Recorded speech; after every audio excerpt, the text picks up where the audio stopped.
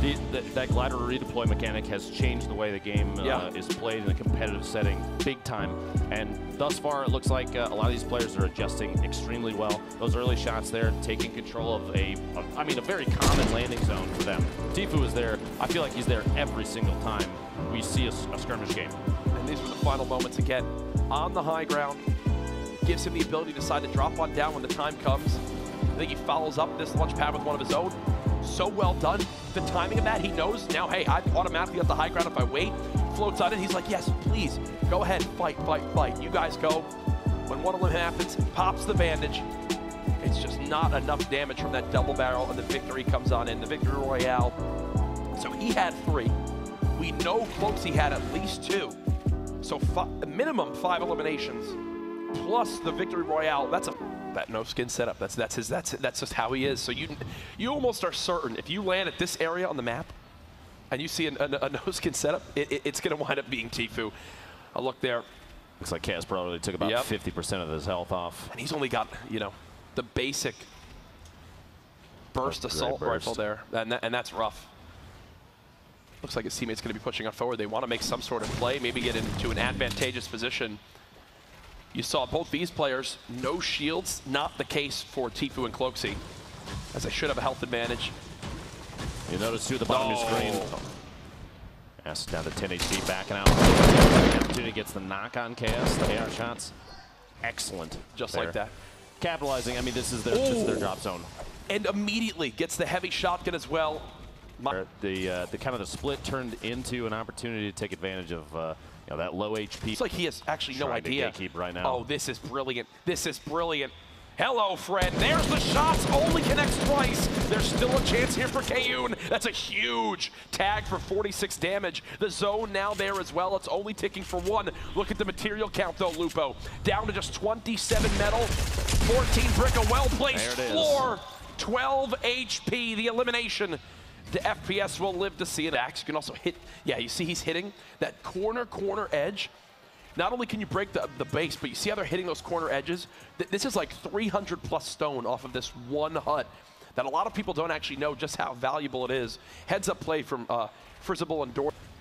Then the money carries on to the next game and then doubles. So the next game it could be 20,000. Exactly, and it could keep going. If it happens again, then 30,000. Yes. Each game that the Mega Raid bonus is not obtained, it rolls over to the next game. And it looks like we've already had an elimination come on in here. All the vision that you would normally have. Instead, they can kind of just do a quick reset. The shots trading back and forth there. Giganza looks like he's knocked down, which means Villix has to take an opportunity here.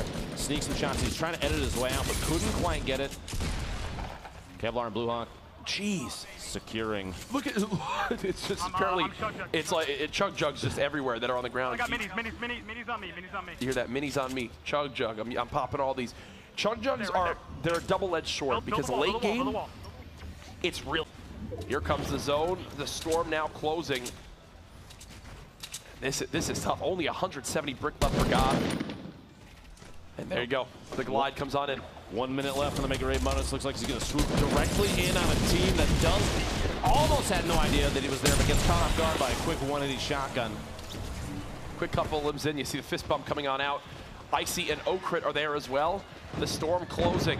Still, we had 66 players, now down to 59 with this one zone, and this is where the game begins to collapse quite quickly. Teams, like you said, Tfue and Cloak still on the top. He's got the heavy sniper as well. My gosh, we've seen what Tfue can do with this weapon. Just barely missed that shot. Now the Make It Rain bonus area did just end. We'll have updates for you guys at the end of the game of who winds up taking that home, or if someone winds up taking it home. Yes, that is very key. If 2 teams tied on elimination count there, it's going to roll over to the next game. Tfue gets a shot there on Flowers, gets the elimination. Absolutely 3 for this squad. That should be a point now for Tfue and Cloaksy. They are on the board. Remember, Cloak got those first 2 eliminations. Eliminations at range. You'll see if we get to the late game and Tfue is built up directly next to someone, they'll use it as a breaching tool too, because it will one-shot any surface that a player builds up. Now, there's that Cloak. The Tfue and Cloak are going to go for the deploy on the glider there, try and get immediate height advantage of the team underneath. These guys are, they always, I feel like, have a top-down view of everybody.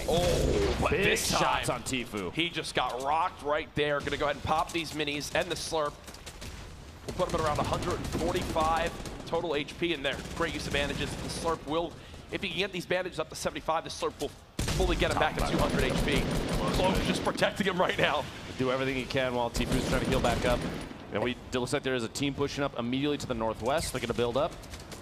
Now, because of the glider change, these fights can play out a little differently than we've seen in the past. A lot different. Tfue and Cloak, if they feel like they're going to get shot down, maybe somebody's going to get the height advantage on them. I'm assuming Crit's teammate is down below at the very bottom. But see, Cloak still has a rift to go, so I'm wondering if they use the rift to go right now to get, you know, easy rotations. It looks like they're going to try to farm a limbs right here. Some great tags, players beginning to glide. Everyone now soaring through the air as it's an all-out race for this next zone.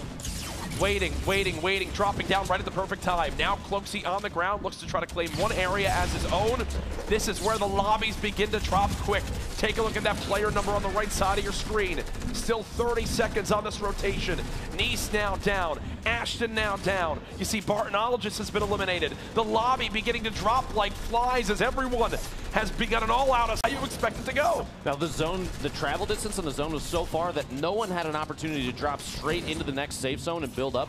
Everyone was forced into a fight there. The player count still going down. Everyone is still moving. You can see in the top left of your screen for a moment there. People still stuck outside the zone. Tfue and Cloak trying to make their way inside, building up just each layer one at a time, and even a window there in case they need to cover each other through the layers. Just trying to take as many shots as they can. Oh, this 8 damage zone. This 8 damage zone. Multiple players going down to the zone. You see your feed there. Mr. Gubber gets a double there. General Vicaros goes down. And look, only 20 players left now. Tfue gets the knock onto Mars. A great shot from Mitro, who had one of the best plays. You see 5 eliminations, and now everyone gets brought up by the rift to go, and this will completely change it. They're going to try to just slowly float on down, ride this zone on over. You see Mitro, he's scanning the ground right now. Where's my best place? Where can I land and begin to secure some sort of area and solid footing? 5 elims from Mitro himself.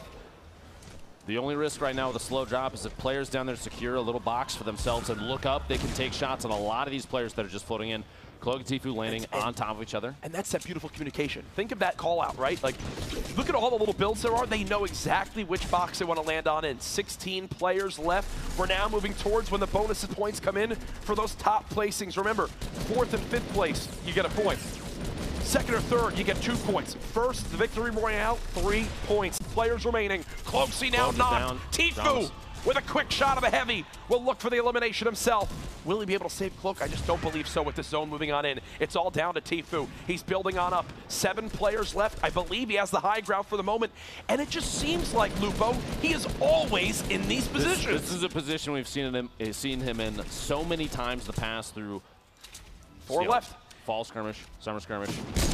This is, and there you go, using that heavy snipe as a way to breach through surfaces. It's a 1v1v1. It's a 1v1v1, and Tfue still has the high ground. You cannot make this up. This has all the signs of a Tfue and Cloaksy Game 1 victory here. Oh, I thought he was about to fall on down, but no, doesn't seem the case. Remember, all these players still left have each earned 2 points automatically for their top 3 placing. But who will get the extra point for the Victory Royale? The zone moving on in. Only 29 health for Mitro. This zone will chunk him on down. There's the quick shot from Hero. The double barrel's so good. 1v1. Tfue looks like he's ready for the heal. It's not going to come on in. Tfue blocked by the tree. But Hero gets dropped by the storm. And just like that, Tfue and Cloaksy set the tone and prove why they are 2 of the favorites here this weekend. Not even a little surprised, to be quite honest with you. We've seen Tfue, even while he had the flu multiple weeks in the past. Tfue, like, just dominating, still dominating. Absolutely wild as this man is able to clutch it on up. You see the fist bumps and the pop off there from Cloaksy, the excitement coming on in. What a great start here to the weekend. So many players stacked that up, but look, 20 minutes in, there was 49 players left. 5 minutes later, we have a winner. That's how crazy the ending zones are. Here it is again. Hero was so low. You saw Tfue popping those bandages. He got absolutely rocked by that double barrel, but he got the bandage off in time, didn't get ticked by the storm, and there's the celebration from Tfue.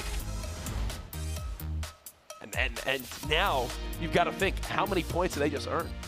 Did they wind up blue? Like, just dominating, still dominating. Absolutely wild as this man is able to clutch it on up. You see the fist bumps and the pop off there from Cloaksy, the excitement coming on in. What a great start here to the weekend. So so many players stacked that up. But look, 20 minutes in, there was 49 players left. 5 minutes later, we have a winner. That's how crazy the ending zones are. Here it is again. Hero was so low. You saw Tfue popping those bandages. He got absolutely rocked by that double barrel, but he got the bandage off in time, didn't get ticked by the storm, and there's the celebration from Tfue. And now you've got to think, how many points did they just earn? Did they wind up getting a full 6 from that? For getting, how many limbs did they wind up finishing with? Brilliant, brilliant start from them. We'll have to check the elimination count at the end. Hopefully we can get those stats back as fast as possible. But that's got to be, that's a handful of points early. First 100%, game, 100%. in the first heat, and they're already showing why a lot of players count on them to guarantee these victories. Oh yeah. Like you said, literally in the middle of the game. Tfue and Cloak almost always, I feel like, have that height advantage. They always have a top-down view on whoever they're engaging. Yep. The heavy snipe as a way just to take shots from a distance, a little bit of third party. Every once in a while when the opportunity is just right, they'll sit at the edge of the zone and watch people rotate it in. They'll build the, see people building the ramps up and take the shots. Yeah. Every chance they get.